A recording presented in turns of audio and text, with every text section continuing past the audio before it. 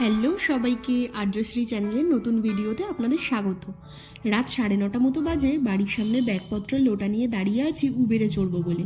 দুদিনের ছুটি পেয়েছি আর দুজনে মিলে বেরিয়ে পড়েছি দারিংবাড়ি যাব। ওড়িশার একটা ছোট্ট পাহাড়ে ঘেরা জায়গা। দারিংবাড়ি যাওয়ার জন্য সব থেকে কাছের স্টেশন হলো ব্রহ্মপুর, যেখানে যাওয়ার জন্য কলকাতার 3টে জায়গা থেকে আপনি ট্রেনে চাপতে পারেন: হাওড়া, সাঁতরাগাছি আর শালিমা। আমাদের ট্রেন ছিল সাঁতরাগাছি থেকে। শেষ মুহূর্তে টিকিট পাওয়ার জন্য হাওড়া থেকে টিকিট পাইনি। কলকাতা থেকে যেহেতু সাঁতরাগাছির ডিস্টেন্স প্রায় 1 ঘন্টা, তাই হাওড়া থেকে টিকিট পেলে সেটাই কাটাই ভালো। রাতের কলকাতার জ্যাম পেরিয়ে সাঁতরাগাছি পৌঁছাতে আমাদের সময় লেগে গেছিল প্রায় 2 ঘন্টা, মানে 11:30 বাজে যখন আমরা স্টেশনে এসে পৌঁছাই। স্টেশন চত্বর কিন্তু বেশ ফাঁকা ছিল। যেহেতু এতটা রাত, তাই জন্যই বোধহয়।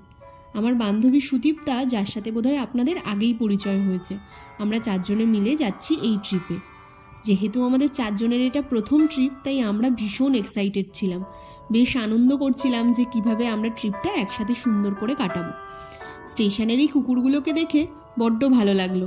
বাচ্চাগুলো এত গায়ে উঠছিল আর এত আদর খেতে চাইছিল, তাই ওদেরকে কিছু খাইয়ে তারপর আমরা ট্রেনের জন্য ওয়েট করছিলাম।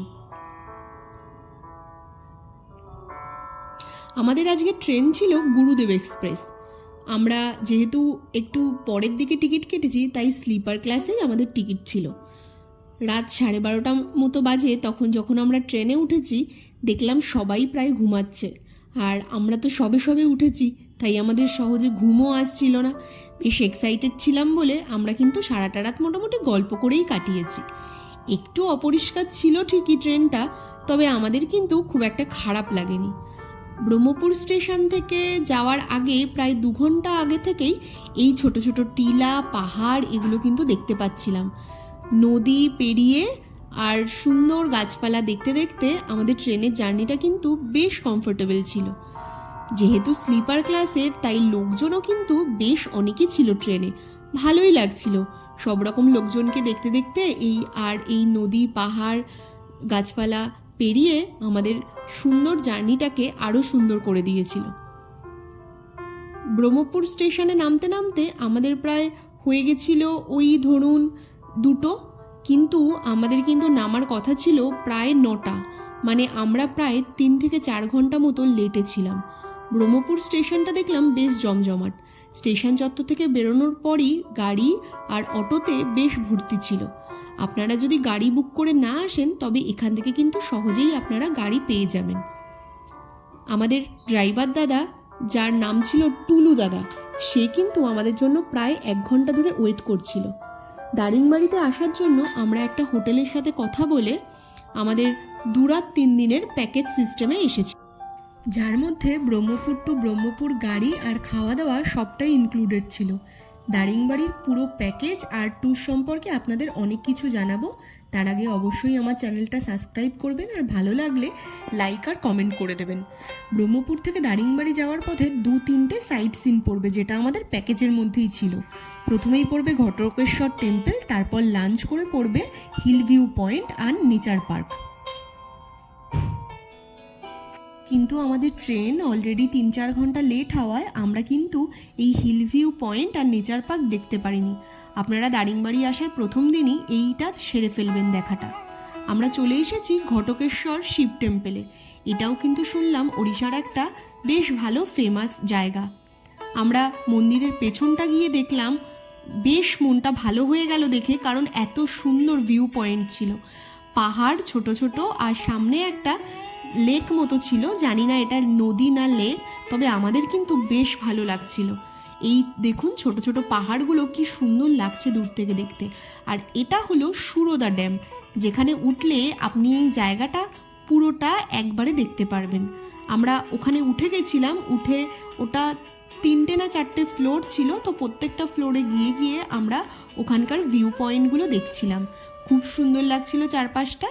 আপনারা কিন্তু একটু কষ্ট হলেও সিঁড়ি দিয়ে বেয়ে ওপরটা গিয়ে দেখবেন, তাহলে এই জায়গাটার আসল মজাটা কিন্তু তারপরেই বুঝতে পারবেন। দেখুন নিচটা কি সুন্দর লাগছে, পাহাড়, সবুজ জঙ্গল আর এই লেক অসম্ভব সুন্দর করে সাজিয়ে তুলেছে এই জায়গাটা। এই টেম্পলটার কিন্তু সব থেকে মজার পয়েন্টই হলো এই সুন্দর জায়গা। মানে টেম্পলটা এত সুন্দর একটা জায়গায় রয়েছে, যার জন্য এই টেম্পলটার গুরুত্বটাকে আরও বাড়িয়ে দিয়েছে। দারিংবাড়িতে গেলে কিন্তু আপনারা অবশ্যই এই ঘটকেশ্বর টেম্পলটা দেখে আসবেন। টেম্পলটায় চলুন আপনাদেরকে ঘুরে দেখাই।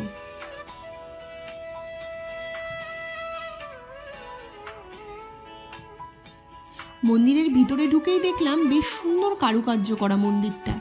এটা ছিল শিব মন্দির, শিব পার্বতীর মূর্তি রয়েছে আর ভেতরে একটা শিবের লিঙ্গ রয়েছে। দেখেই মনে হলো এই জায়গাটায় বেশ পুজো করাই হয়। তবে আমরা যখন গেছিলাম একদমই প্রায় লোক ছিল না, মানে বলতে পারেন আমরা 4 জনই এই মন্দিরটাকে নিজেদের মতো ঘুরে দেখেছি। কি সুন্দর কারুকার্য করা ভেতরটা, দেখে কিন্তু আমাদের বেশ ভালো লাগছিল। আমরা অনেকটা সময় এখানে কাটিয়েছি, কারণ এত খোলামেলা আর নিরিবিলি জায়গা তো আমাদের শহরের দিকে একেবারেই পাওয়া যায় না।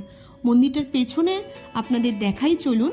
মন্দিরটার পেছনটাও কিন্তু বেশ সুন্দর, একদম ফাঁকা, আর এই পেছন থেকেও পাহাড়গুলো ছোট ছোট আর এই লেকটা দেখা যাচ্ছে। মানে এই লেকটা কিন্তু পুরোটাই ঘেরা এই মন্দিরটাকে। মন্দির থেকে বেরিয়ে এসে বেশ খানিকটা আসার পরে আপনারা আরও একটা মন্দির দেখতে পারবেন। এটার নাম হলো ঘণ্টেশ্বরী কালী মন্দির। এই কালী মন্দিরটাও কিন্তু ওড়িশার একটা ফেমাস কালী মন্দির। এখানেও কিন্তু দেখলাম বেশ অন্যরকম করে মন্দিরটা তৈরি। মন্দিরের ভেতরে চলুন দেখে আসি।